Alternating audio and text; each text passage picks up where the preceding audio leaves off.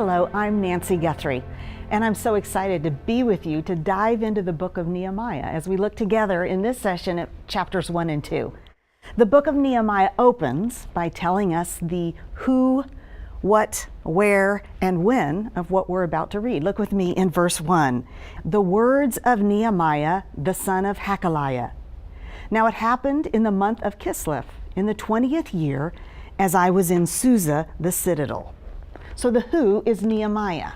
Nehemiah is a Jew living far away from Jerusalem. In fact, he's probably never seen Jerusalem. His great-grandparents, who likely lived in the generation of prophets like Jeremiah and Ezekiel and Daniel, they knew it well. But long before Nehemiah was born, they saw the armies of Babylon march into Jerusalem, and they were taken into exile into Babylon. Then, in his grandparents' generation, the Persian Empire took over the reins of power from the Babylonians.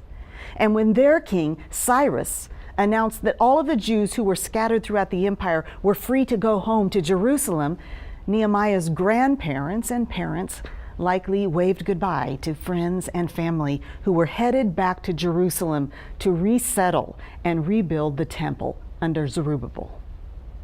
13 years before what we're about to read in Nehemiah, there were more goodbyes, as Ezra took a group made up mostly of Levites to reestablish worship in the rebuilt temple in Jerusalem. We learn at the end of chapter 1 why Nehemiah himself did not go. He says in the last verse, "Now I was a cupbearer to the king." So this helps us to understand the where and the when that we've just read about in the first verse. Nehemiah is in Susa, the summer palace of the king of Persia, where he serves in the trusted position of wine taster, confidant, and companion to the king. And it's the 20th year of the reign of this king Artaxerxes. The next verse, verse 2, tells us the what. What happened to Nehemiah as he was serving the king in Susa in about 445 BC? He writes in verse 2, Hanani, one of my brothers, came with certain men from Judah, and I asked them concerning the Jews who escaped, who had survived the exile, and concerning Jerusalem. And they said to me, the remnant there in the province who had survived the exile is in great trouble and shame. The wall of Jerusalem is broken down, and its gates are destroyed by fire. As soon as I heard these words, I sat down and wept and mourned for days. And I continued fasting and praying before the God of heaven. It's clear that even though Nehemiah is far away from Jerusalem, his heart is there with the people who are there. Clearly, he's been brought up in the home of a part of the faithful remnant living in exile. He knows about Yahweh and Yahweh's covenant promises to his people. He knows that Jerusalem is the city at the center of God's saving purposes in the world, the city to which God himself descended to dwell in the temple among his people. God had promised to bring his people home to this city. But the reality is that God's people are, according to verse 3, in great trouble and shame. What is the great trouble and shame? The wall is broken down and its gates destroyed by fire, so there's no security in the city, no commercial development. Even though people have been free to return, homes are not being rebuilt there. The broken down wall served as a shameful reminder that God had fulfilled the covenant curses because of his people's sins. Nehemiah knows that ever since God brought his people Israel out of Egypt so that they could worship him, and ever since he descended to dwell in the temple in Jerusalem, God has intended for his people to live in his land and worship him as those who love the Lord with all of their heart, soul, and might. They were supposed to be a kingdom of priests, a living demonstration of Yahweh's goodness and glory in the world, a declaration of his salvation to the world. But at this point, Jerusalem seems to be declaring that there is nothing to be gained in worshiping the one true God, that his promises have not proved true. Nehemiah's heart is broken by the things that break the heart of God. which really is the mark of someone who truly knows and loves God. His heart is broken, but he knows what to do. He knows where to go with his broken heart. He turns to the one person who loves his people more than he does. The one person who is more committed to the future of Jerusalem than he is. The one person who has the power to deal with the great trouble and shame of his people. He begins to pray to his God. And he keeps praying. Nehemiah is clear on who he is praying to. Look with me in verse 5, where we see that he asks the great and awesome God to deal with the great trouble. This isn't just any God. This is the God who, according to verse 5, keeps covenant and steadfast love with those who love him and keep his commandments. This is the God, according to verse 10, who redeemed his people by his great power and by his strong hand. Nehemiah is praying about his people to a God who has a long history of protecting and providing for his people. Nehemiah is also clear on who God's people are.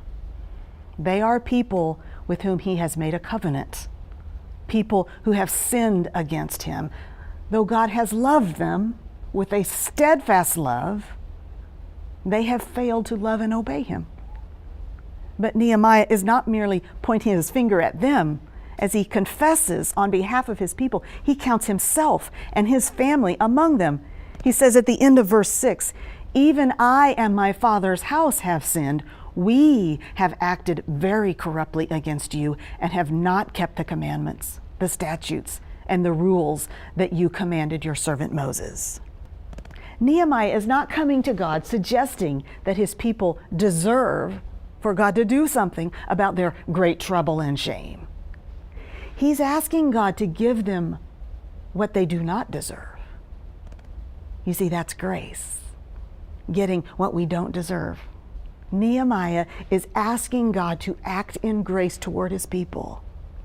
He's asking God to do what he promised to do, reminding God of his promise that he made so long before. He says in verse 8 when he prays, "Remember the word that you commanded your servant Moses, saying, 'If you are unfaithful, I will scatter you among the peoples. But if you return to me and keep my commandments and do them, though your outcasts are in the uttermost parts of heaven, from there I will gather them and bring them to the place that I have chosen to make my name dwell there.'" Nehemiah is showing you and me how to pray. You see, prayer isn't coming up with our list of what we think God ought to do and putting the pressure on him to do it. Prayer is asking God to do what he has promised to do, asking him to be true to his word, which he always is. Through Moses and the prophets, God promised that he would scatter his people when they were unfaithful to him, and God has kept that difficult promise.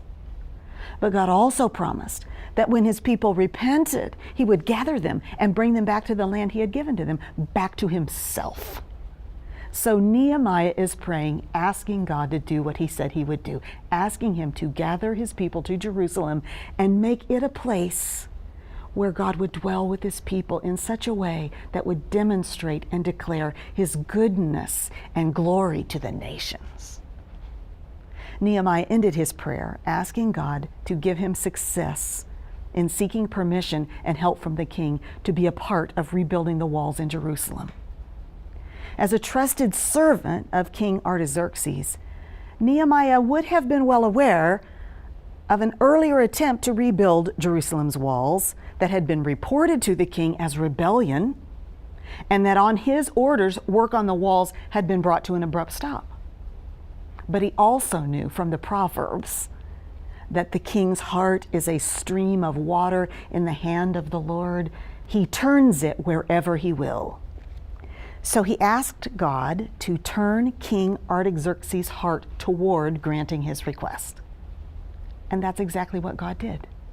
Nehemiah told the king how long he would be gone and asked him for protection from potential enemies, as well as resources for the rebuilding. Look in verse 8 in chapter 2. He says, "And the king granted me what I asked. for the good hand of my God was upon me. Nehemiah knew it wasn't his brilliant tactics or winning personality that caused the king to say yes, but that the good hand of his great God was at work for his people who were in great trouble. God was showing grace to his people who were in disgrace. When Nehemiah got to Jerusalem, he surveyed the city by the light of the moon, finding giant stones that had once been embedded in the city's great wall, laying half buried, embedded in the earth. He looked at the ruined stones, and he saw them as a picture of the people of God, broken down, ruined, needing to be renewed, reclaimed, restored. So he gathered the people together. And we read that he says to them in chapter 2, verse 17, "You see the trouble we are in, how Jerusalem lies in ruins with its gates burned.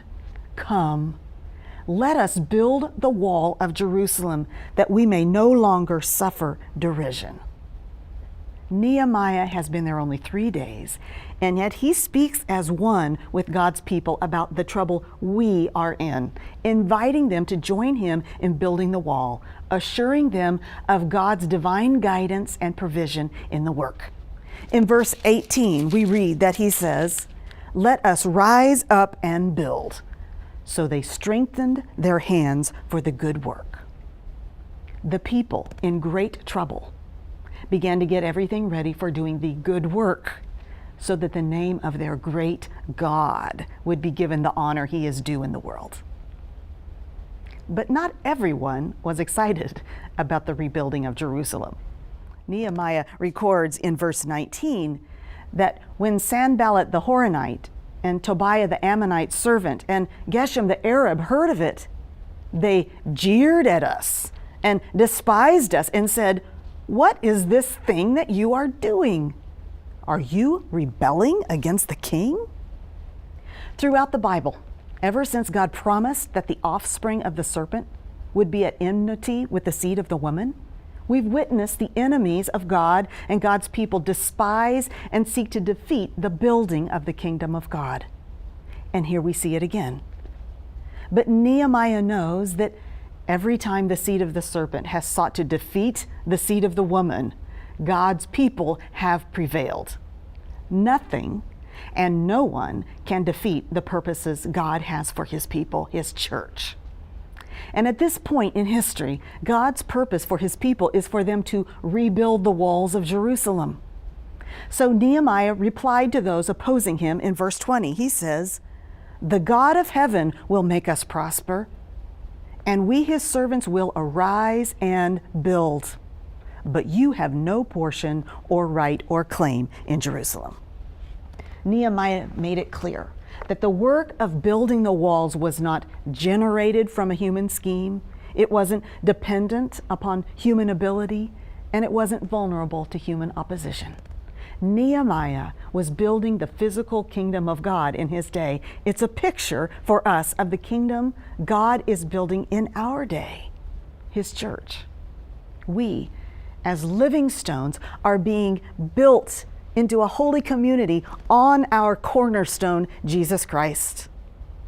There's plenty of opposition in this world that we may think at times presents a real threat to the church. But let's allow Nehemiah's confidence in God to become our confidence as we labor to proclaim the Lord's name in the midst of a hostile environment, as we seek to be part of what God is doing through his church in our generation. With Nehemiah, let's say, "The God of heaven will make us prosper, and we, his servants, will arise and build."